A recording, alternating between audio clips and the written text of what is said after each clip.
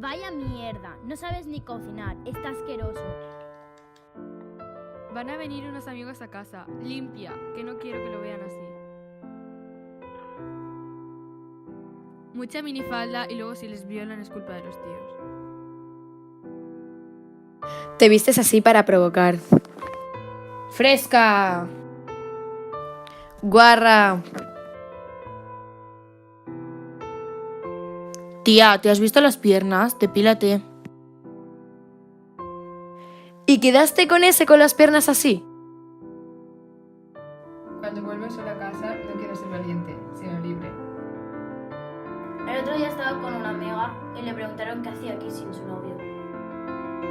El otro día estaba de fiesta, pregunté por una amiga y cuando pasé un grupo de tías me cogió del culo.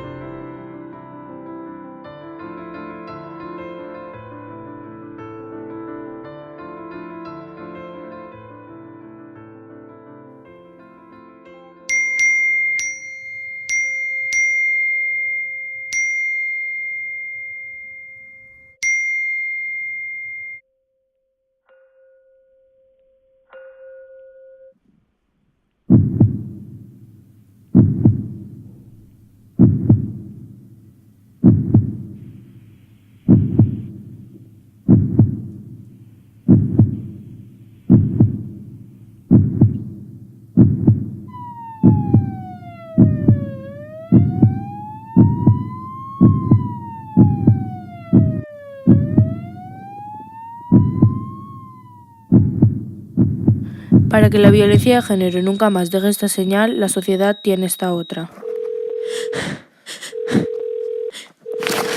016, dígame.